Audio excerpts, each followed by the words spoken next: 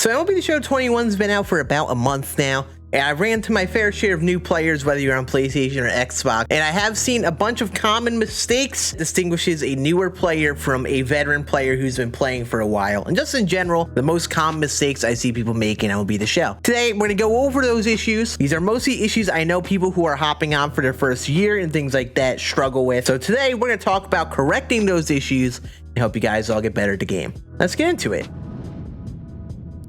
YouTube, what is going on? I appreciate you all stopping by the channel. In case you don't know me, my name is Scann, and I am uploading daily MLB The Show tips and daily streams to help you all get better at the game and things like that. So in case you guys are brand new to the channel, make sure you hit that subscribe button if you are trying to get better at the game and things like that. But in general, I am also streaming, so if you guys want to come hang out, watch me on Twitch, watch me play ranked, BR, events, things like that on stream, come hang out. If you have any questions, definitely ask me there. But in general, this channel is about uploading informative videos of people, whether you're newer to the game or have been playing for a while, trying to give you guys tips to help you all complete things, get better at the game, and things like that. So make sure you hit that subscribe button. We're on our way to 5K subs. It's honestly wild. Now let's talk about our tips and the most common mistakes I see. So these are just the most common things I see. Just in general, a lot of people who even play the game for a while make these mistakes sometimes. But just in general, these are things that I see newer players struggle with the most. So I want to try to give you guys some general tips to help you in the right direction with these most common mistakes. And if I am missing anything, make sure you ask in the comments section. I will try to answer that question down below for you. I always try to get the comments. Obviously, I can't read them all. You guys are kind of crazy how fast you comment. If I miss any comments, I'm sorry, but I usually do try to read them. If you have any questions, I will definitely answer those for you. Now, let's talk about the most common mistake that I see out of new players who are hopping on MLB The Show for the first time. Is not taking pitches, swinging at pitches out of zone, things like that. A lot of new players struggle with reading the plate, reading the zone, swinging at every pitch that they see. Those videos are made to help you guys get better at hitting, whether you're new or a returning player who's been playing for a while. But in general, the thing with hitting is being patient and choosing an approach at the plate. You don't want to swing at every pitch you see in the game. You want to be patient, wait for pitches in a certain spot in the zone, try to sit on a pitch like a fastball, for example, and make sure you only swing at those, and things like that. You got to be patient and wait for your right pitch. A couple general tips is, first of all, go into custom practice in the main menu, take some batting practice. It will help you a ton to get some reps. In general, that is what everyone usually recommends, but I do also have some other drills and things like that to help you guys get better at particular issues. And just in general, try to take more pitches, work an opponent's pitch count, try to get that pitch count up, because if you're swinging at everything, it usually harms you more than it helps. The second most common mistake that I see is constructing their lineups. Most people will mess up when choosing players to go in their lineup, or just in general mess up choosing their batting order. So I'm gonna give you guys a couple of rundown tips to help you guys with your batting orders very quickly. So in general, this is what I like to use for a hitting order. The first thing is setting your order properly. So here's my general rule of thumb for lineups that I recommend to you guys when you're trying to set things. First, put someone who has good speed in the leadoff spot whenever possible. I like to have one of my best hitters, maybe not my best power hitter, but just in general, my best all-around hitter, someone with good contact and power in the 2 spot, who's also good versus both sides. Then the 3 spot, I like to use like a power hitter like David Ortiz here, who's someone who's very home run heavy, and that is what I like to use my 3 spot for. The 4 spot is almost the same kind of thing, but I like to use someone who has a little more contact usually than the 3 hitter, or just someone who I do hit for more contact for. So they're a great guy to have with runners on. That's why they call them the cleanup spot, because if you have base runners on, the 4 hitter is usually made to clean up any runners that are on base. The 5 spot I like to treat as a second 3 spot to someone who has a lot of power. Then really 6, 7, 8, I don't really have too much in particular. I just like to mix up lefties, righties, switch hitters, so I don't have too many handless batting in a row. And a lot of times I like to hit my catchers 8th, unless, you know, they were like Salvador Perez or Piazza here, who are hitting very well for me, so I was able to hit them in the middle of the order. And that's just my general tips of making an order. And also with your bench, get a good balance of lefties and righties. Try to capitalize on power hitters whenever possible, or just guys that, you know, you hit well with. A good backup catcher is also a good option in case you need a pinch run for your catcher. And just having a speed guy, because now the extra inning rule is a thing.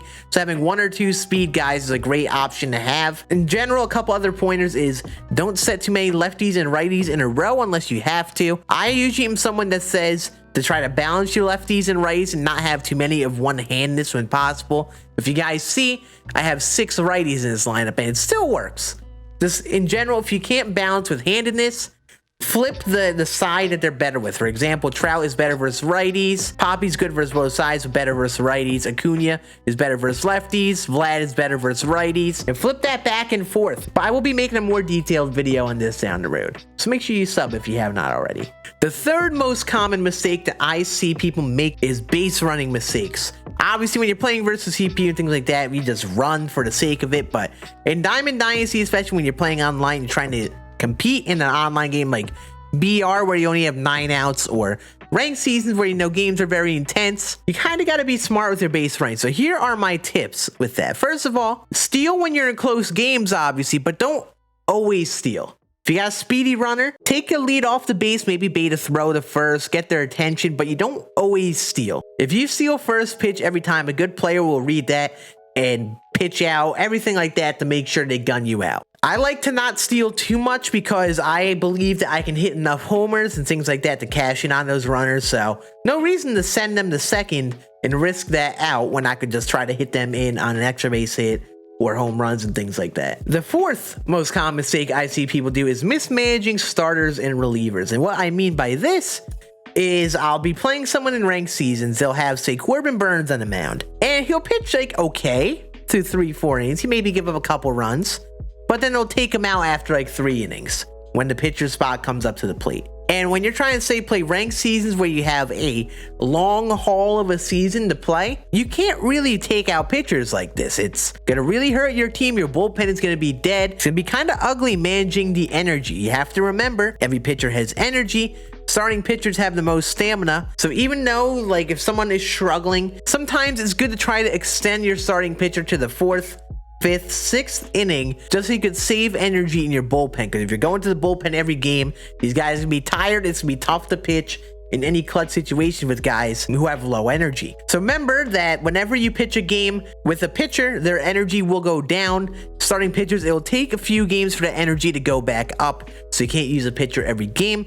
Usually you take like 3-4 games depending on the games that you play. But if people do rage quit, that starting pitcher that you actually pitched with will usually lose energy unless you actually didn't pitch with them at that point. Relievers' energy does come back a little quicker because they are in the bullpen. They aren't pitching as much, so it only takes them like a game or two for their energy to come back. But be smart. Save your best relievers for late game in a close game, and use your worst relievers when, say, you have a good lead or earlier on in the games you happen to need to go to another pitcher early on. Now, the final mistake I see people make the most is having the wrong settings. And I've talked about settings a bunch on my hitting and pitching tips videos. If you want to see all my settings in detail, what I use for those two, make sure you check that out. But let me give you the general rundown of the common mistakes I see people have. First of all, you should be using zone hitting.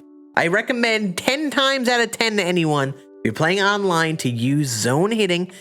It is the most rewarding hitting input.